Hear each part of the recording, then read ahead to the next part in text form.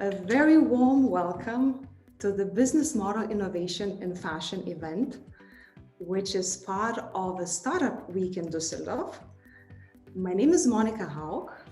I am the founder of Change Room, and I will be also your host today. For those of you who don't know Change Room, I would like to do a little recap. So Change Room is a platform for sustainable and inclusive innovation in the fashion industry. And now it's my great pleasure to welcome Teresa Winkels, who is the head of Economical Development Agency here in the city of Düsseldorf. And yeah, Teresa, the screen is yours, and we're super excited to have you here. We are in the middle of the 6th Startup Week at our site. 6 means for 5 years we are working on innovative and startup issues to push forward development at the site of the economic location Düsseldorf. And this is very interesting and challenging because we need to find people who can create future ideas, who have visions, for example, for technologically based, sustainable, fair and interesting business models. And we need to find people who are going together with them, developing their business models further on and who are being a kind of a network. You already mentioned the fashion network. We started with this event a few years ago, and we offered different steps within this time. Usually it were steps where we could meet each other, where we could network, where we could look into each other's eyes. This is a very special function when you are talking about how can you develop a new idea, because there's no master plan on that and no master plan how to get to the right people. So, well, this Startup Week is very special, and I'm actually in charge of the second time of this Startup Week, and it's the second time in a digital way. So I needed to get used to many situations where we more or less get connected via a special digital way. This is as well a challenge where founders are confronted with nearly every day, and it's a special situation to get used to. And founders are having much more experience than I do have. I mean, I'm an administration employee, so for me this is very special, and for my colleagues as well, but it's an honor as well to take part in this development and to push innovation. In Düsseldorf, the trade of fashion developed into a special showroom system. From the big fairs, the development got into the showroom cases, and in the last years we were discussing more or less the threats of this development as well. Within the pandemic situation since last year, we know that this kind of trading in the B2B context was a great effect and effort, because in the pandemic situation we had been the only point where in Germany could the trading the way it was used to could happen. Even this January, we have had our order days, and this is very special and gave us another view on what the trading context actually gave us. So now we were at a point that we needed to focus new challenges for the site, and maybe a little look back to 2020. For many centuries, the order and trade business was called CPD. That was the old name of the big trade show at the fair, Düsseldorf. But we decided to give the whole project a new name and a new feeling. In 2020, we started the trading under the claim of the Düsseldorf Fashion Days. To make it wide in the city and to make it more open for new business as well. CPD was a brand which was of course, connected to a very special fair. Now, innovative, sustainable aspects are much more important to be integrated into the B2B community event. It's not only trading, but it's as well some events which are actually giving you a conference program for special B2B aspects. We will have a special event which is called the Düsseldorf Fashion Days Festival Edition at the end of July. It's from the 21st to the 27th to the 28th of July. We will offer the whole community here in Düsseldorf, all people who are living here, but as well the visitors and the people who are coming here for doing B2B business. We are offering a special retail, gastronomy and cultural event where lifestyle and fashion are coming together, where aspects of innovation and sustainability are discussed, and where pop-up systems in the retail business as well can be more or less experienced. This is an open project. We as the city of Düsseldorf are offering a platform for many players to experience themselves and to experience as well new models, new business models of retail. We'll talk about some of which have been influencing the fashion industry, especially over the last year. So first of all, one of the things which we observed is that we have an idea of reshoring coming back to the minds of the fashion manufacturing companies. There's certainly a lot of benefits because reshoring gives a lot of flexibility in terms of your supply chains and also some assurance, maybe sometimes quality assurance. Also in the US, there are major efforts on bringing the fashion manufacturing closer. If you think about it, about 90% of all clothing which are being sold in the United States are being produced internationally. 40 of this being produced in China, which is quite crazy development if you think about it. Obviously, COVID has spotlighted a lot of flaws of the international supply chains.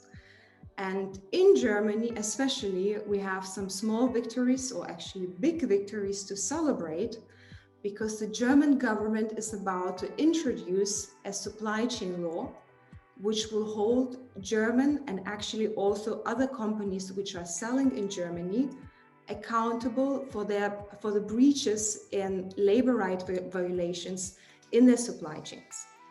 So, as many of you know, fashion supply chains are very complicated, and to make sure that they are really being done in a fair and just way, it's very difficult. And what we see that this also might give a motivation, maybe intrinsic motivation, but also cost motivation to bring their manufacturing capacities closer to their home country. And brands and retailers that are driving the market today are about innovation and personalization. So basically, we are Digital Strickmanufaktur. We are a startup based in North Rhine-Westphalia, and our vision is really to bring back fashion manufacturing to Germany, or actually not to Germany, but to the place where it's being bought. And we have looked into the industry and came to the conclusion that it's not sustainable how actually today's clothing is manufactured, because typically clothing is manufactured somewhere in low-cost countries with a very large and very long supply chain going to mass production of, let's say, a couple of 100,000 pieces.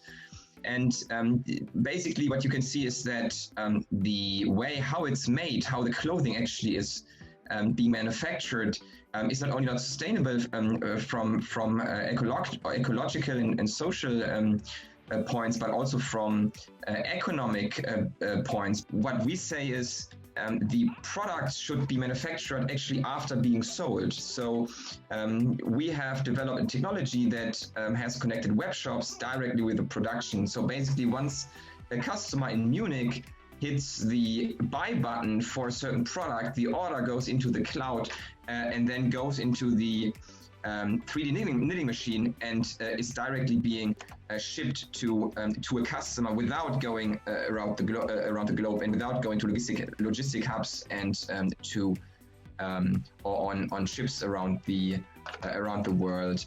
You are never out of stock. So basically, I guess you know that. Or you have experienced the fact that you go into a shop and you know, or you would like to buy a certain product like a pullover you really like, but it's not available in your color you want to have or in your size. So with an on-demand model, you really are never out of stock. And on the other hand, you don't have overproduction. And within the industry, I think roughly 20% of produced clothing are actually never sold. They are either going to some countries and being like written off, and they are sold within the sales season, or they are actually being destroyed, which is not a really sustainable model. So basically, we have developed a batch size 1 technology, which at the same time enables mass production. This means that you can produce a customized product in size or style at the same cost as mass product, basically. We have shown that within a demonstrator. Here you can see that we have a website hosted by Shopify. This is connected via cloud. The order goes directly into a knitting machine. Robots take it, and we have everything tracked in a digital twin, and then it's directly being shipped to the customer. And this takes roughly 15 minutes, and then the product is done and shipped.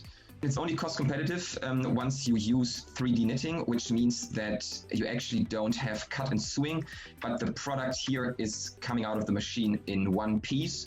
It's basically done like a 3D printer. And what we have also developed is that you can customize the front. So basically you can see here a sample of us where we've put some designs into that.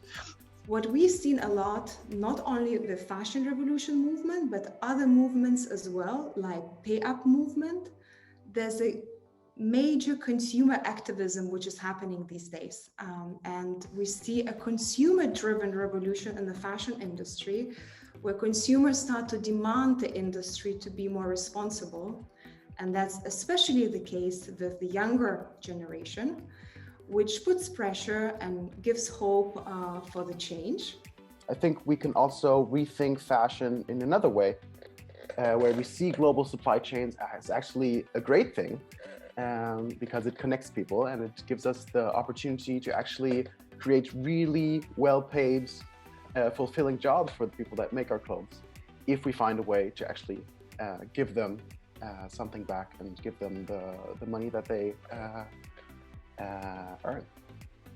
So I think in order to do so, we have to move from supply chain transparency, actually one step further, we have to move to supply chain action. 5 years ago, the first Primark opened, and that was really a turning moment for me, because I saw these masses of people running into the store to grab t-shirts that are less than a cup of coffee.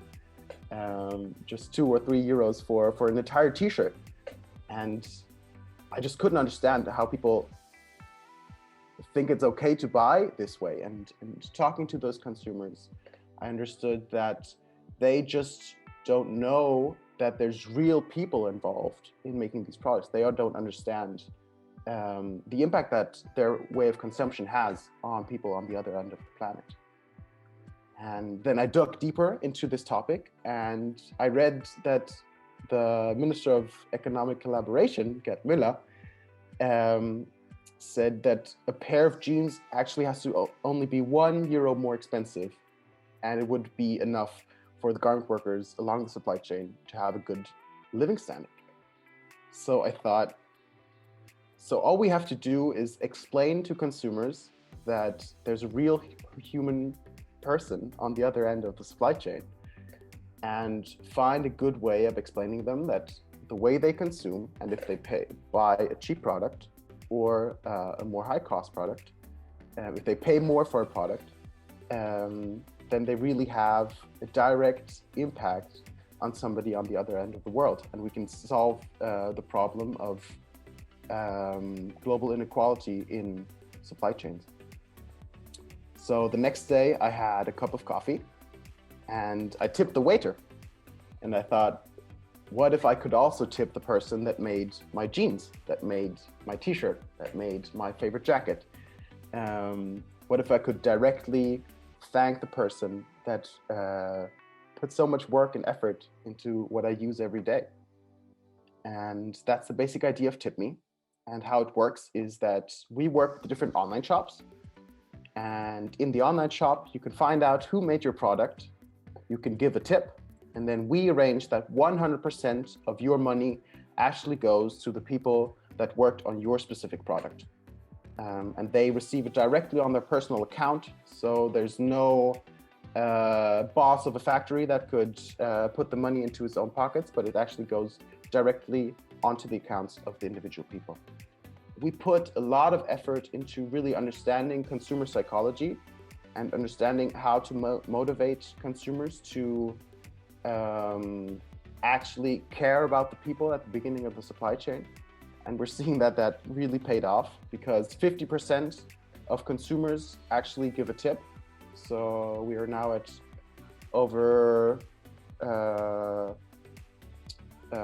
5,000 consumers that give a tip, and the average tip for those people is €3.90. And just comparing that with the wage of the garment workers, that even in the fair trade factories that have very good standards, that are beyond the minimum wage problematic that you talked about, the wage is €5 a day. So with €3.90 that we can collect for the garment workers, you can see how massive the impact is that we can create for millions of garment workers. So our current impact is that we have 300 workers in our system. They're based in Pakistan, Vietnam, Kenya, and some Syrian refugees here in Germany. We're live at 4 companies, collected over €23,000 from nearly 6,000 consumers. And now we're getting ready to scale. Because the impact that TipMe has is not only on the side for workers. We actually see, and we're doing scientific research with some universities on that actually right now. We're seeing that we're actually changing the purchasing patterns of consumers for the better, because once they have this mindset shift, they understand that there's a real person behind the product and that the way they consume actually affects those people. They start demanding more transparency. They start demanding more fairness from the brands that they buy. And actually, it's a lot more likely that they will buy from brands that use Tipney, because they just love the way we show the individual workers, and you can have a direct impact on them. Next conversation, which we are talking about, is really, do we need all the fashion shows? Do we need all the fashion fairs? And do we need all the international fashion shootings?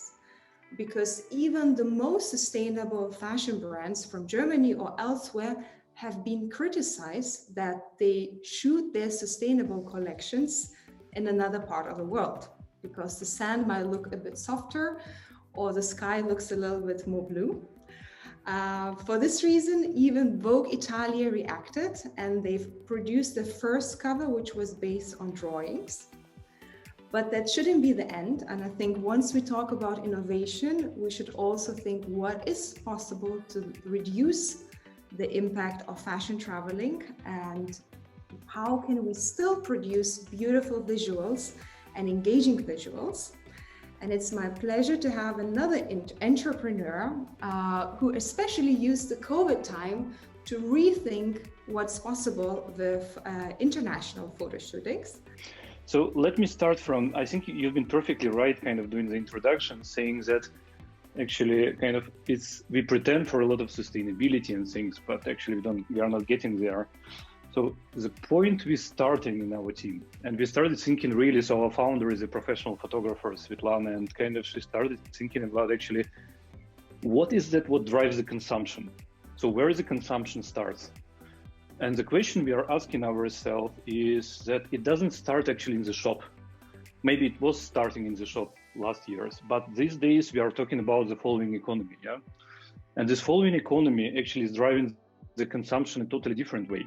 And if you think about, is it just about the fashion kind of that drives the consumption? So it's actually, what is driving all these kind of things? And it's content. So in this 21st century, especially after COVID and all that digitalization, and if you listen to Professor Dr. Schwab as the chairman of the World Economic Forum, you know that the world is accelerating and kind of going crazy and kind of we consume and consume and consume, but the consumption starts from content. And that is an essential point we want to really make it kind of, that's why there are lots of bloggers, the TikToks, all that stuff is just growing like crazy, like exponential growth. People, brands, companies, everybody like trying to get more and more attention. And that is where we start from, yeah? Grabbing this attention is crucial. So the problem is that because this constant change of time and like this acceleration and everything which drives everybody crazy and kind of Schwab says obviously, so he says kind of it's even going to accelerate going forward, so we are going to live faster and faster. So kind of actually people need to get the content right now and right here. The content they think is actually going to drive the kind of their perception, their attention, which will allow them to stand out of the crowd, yeah, and kind of basically sell the product. So we believe the problem with content is not the content itself, but the way it's produced. So it's produced in like kind of, I need a lot of content, I don't know what to do, so I just take my cell phone and I start shooting, making everything possible just to flood the internet with this content and hope that it works, but it doesn't. And we believe that it's because people are getting disconnected from really the professionals who can actually do change things for you. But the problem is obviously you don't have the money and time, all these photo studios, photographers as well, and kind of as Monica you mentioned, people are flying kind of on the other side of the globe, they book the studios because the cloud is bluer, the ocean is greener, I don't know, whatever is there, but kind of to organize it, we need to spend a lot of time and effort and actually bring lots of people there, and they all will book it on an hourly basis, and that will kind of drive your costs like crazy. And at the end, you will produce the content. But the problem, you need content every day you're running for this content. And kind of that's what we believe is like actually digital technologies are already today in the shape to provide you actually the access to the professionals, to the place where the cloud is bluer and the ocean is greener and everything to produce actually high impact scroll stopping content remotely. I mean, you don't need to travel there. Don't waste the time of photographers, models flying everywhere that place. I know it's really nice, but we need content faster. And that is actually the thing what Shutter does. We connect professionals, we connect the people who need the content with people who can produce the content and who can be a part of that content, like models, for instance, and actually allows them to do that all remotely in the app we are offering. And that is basically the Shutter, which is already up and running. Demand for content is actually growing faster than they can actually use their studios and kind of continue doing this way. And especially the pressure from the sustainability perspective is coming. And so we believe that actually we can allow fashion to become a little bit more agile with content production. And by agility, we mean that actually we can allow them to generate unforeseen creative content from previously unreachable locations. Like you need today in Japan, you want to see Fujiyama, please connect with Shutter, go for Fujiyama, find the model there, do the session, allow your content brand manager to connect and do the shoot. So we believe the innovation in our case is around partners. So we allow all the people, all the professionals across the globe to become our partners and to actually sell their services within our solution. More than 200,000 pictures already a month made with Shutter. So we're getting brands attention. Also, kind of it starts from actually, we think it might be not what we used for, but when they try it, they immediately say, yeah, exactly, that's actually what we've been striving for. I mean, we can now create content fast, sustainable, in a very kind of clear manner, and diversity and all that stuff that really works perfectly with the value proposition. And that's kind of, that's what we are developing within the LMU acceleration program. Sometimes, or very often, if we observe the innovations of the past, they come from outside the boundaries of the existing industry. And even Airbnb company was not founded by people working in the hotel industry. So this increases creativity and brings fresh ideas to any kind of industry. And we are also starting to see this happening in the fashion industry. And as you've seen already now, most of the innovators who are speaking at our event today, they are not coming directly from the fashion industry. For me personally, I still find it very unfortunate in my professional environment that I have a lot to do with men and not with women. and most startups are still only run by men. And this problem has not only been recognized by me, but also by the partner Sven Greulich.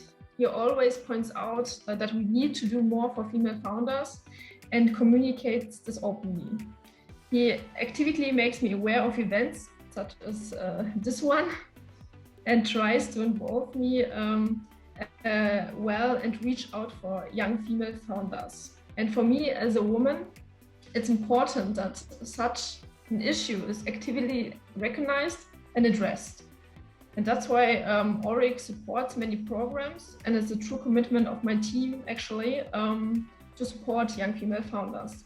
I personally want to work to change this mindset and help more women make it in the startup environment. And I want to succeed myself in an environment full of men, and I want the same for my future female startups as well. I enjoy working with women in products that appeal to me as a woman and reflects my interest in fashion and tech. That's why it was important for us to support clients like Not Just a Jewel. In particular, it was a pleasure for me to have clients that I personally find interesting, and especially if you could also make good use of the product yourself. Not Just a Jewel is a lifestyle brand that combines design and technology in a wearable to set a statement against violence. So why do we do that? Every second woman worldwide is the victim of sexual harassment. Violence in public and private spaces is a huge problem. 80% of all women feel unsafe in everyday situations. For example, when they go home alone at night. Our mission with Not Just a Jewel is to strengthen the sense of security of these people and enable them to protect themselves and others in an active and self-determined way. By integrating technology into jewelry, we developed a lifestyle product that strengthens the user's sense of security through daily wear alone, making them less likely to be attacked. We create an emotional connection to our customers through the jewelry and position the bracelet as a visible statement against violence. Here's how it works. Police and self-defense experts recommend wearing a loud alarm as a particularly effective way to scare off potential attackers. Take advantage of the element of surprise and get others' attention to organize help. Here we take it a further step. Through our app, you can invite friends and family to become your personal guardian angel. They can then quickly organize help or call the police in an emergency.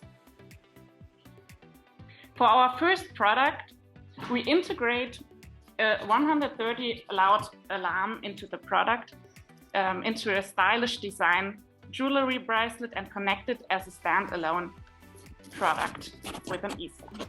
When we look at the competition, we differentiate into direct and indirect competitors, such as pepper spray, personal alarms, and tracking apps. Our main competition is wearables that provide direct alarm triggering. Our advantage is the combination of a loud alarm and a silent alarm in one device, and the combination of technology and jewelry. We are also the first on the market to offer such a device as a standalone product, meaning that it can call help independently of the mobile phone. Instead of raising fears, we focus on creating awareness and empowering our users, thus creating a positively charged emotional buying impulse. Through the planned production in Europe and the use of sustainable materials, we met the nerve of the time and that of our target group to distinguish ourselves clearly from our competitors. We have already produced our first prototypes, which you see on the pictures. In January, we presented this prototype in cooperation with the designer Kilian Kerner at the Mercedes-Benz Fashion Week, and we were able to gather valuable professional and media feedback. As part of this, an article appeared in the FAZ with tremendous feedback. Like almost 900 people have already signed up for our pre-order list.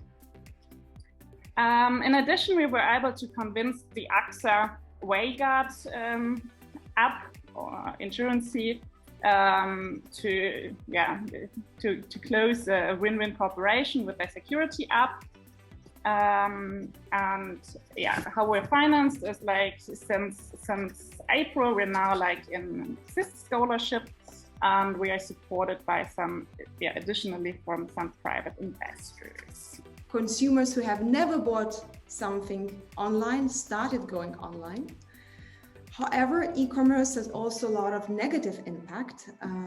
There is a studies that show that about 25% of fashion goods which are bought online are being returned, which in comparison to store shopping is only 10%. And I don't want to go too much into detail. I think many of us know what happens with returned goods, many of whom land up in landfills and are never being put back in stock. And I guess already looking at this picture, it's quite obvious what I'm going to talk about. BraU is here to unfuck bra shopping, and I will tell you a little bit more about why is this actually necessary.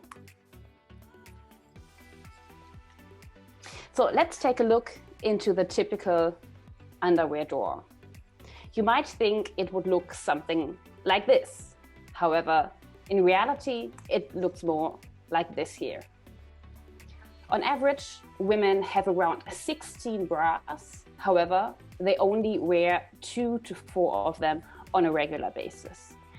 And everybody who is listening right now, who has a little bit more knowledge about how the fashion industry works, how production works, is probably aware that especially bras are a massively complex item in the production process. But then we have other problems.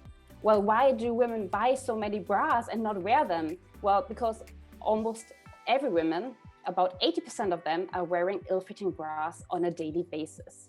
It is really, really difficult to get the fitting right. The sizing is complex and complicated, and there is a real lack of education about bras. Hence, the vast majority of consumers buy products that don't really fit them. And then, they realize it doesn't fit them, and then they don't wear it every day, or they wear it and they feel uncomfortable. And we've done a lot of research about this, and the vast majority of women hate bra shopping. And I'm not exaggerating here. We asked them how they felt about it, and 70% said, I hate it. With BraU, we are building a product that we are calling the Fit Quiz. And consumers are going to our webpage and are answering a questionnaire consisting of only 11 questions. Here they answer questions about their current favorite bra, how it fits, what they like about it, what they do not like about it, and they're asking questions about their boobs. For example, what is their boob shape, how far along does the breast tissue go under the armpit, and things like that. And we analyze all of these dimensions and all of these questions, and are matching that with over 15,000 bras from our bra database. And then they can find bras that will fit them better than what they're currently wearing and buy it directly at our partners. Overall, we have the vision to empower women with the world's smartest boob and bra database. So what you've seen now in this small little video is obviously just the beginning of where we're starting. And in the long run, we want to create and develop different products to really help people who are wearing bras on a day-to-day basis to find products that they love, that they throw on in the morning, and they look into the mirror and they are like, I feel unstoppable, I'm looking great, instead of throwing on something in the morning and be like, oh my goodness, this is kind of digging into my skin and I don't like it. So let's talk about the technology that we are incorporating. It basically has 3 main pillars. We are obviously trying to understand the customer. What do they want from a product? What do they already have experience with? What have they liked in the past? But equally, when you look at their body, what are the needs that they have? We are analyzing all of this data and are then comparing this to thousands of products that we made our research on, and we have basically measured with our own dimensions and are comparing that with the product data. And in the long run, we are going to incorporate a machine learning to match these two main pillars, to, the customer data and the product data, to find the best bra fit for everyone. Which means with every purchase that is happening on our webpage, we are making our algorithms better. In terms of the business model, at the moment, we are basically a simple web shop, and we receive a commission for every sale that has been made through our website. In the long run, we are going to develop different products, especially obviously a B2B solution, because the large retailers have massive issues with this product category, and we want to help them and the end customers to avoid returns and to avoid bad buys, where you're buying something that doesn't really fit you.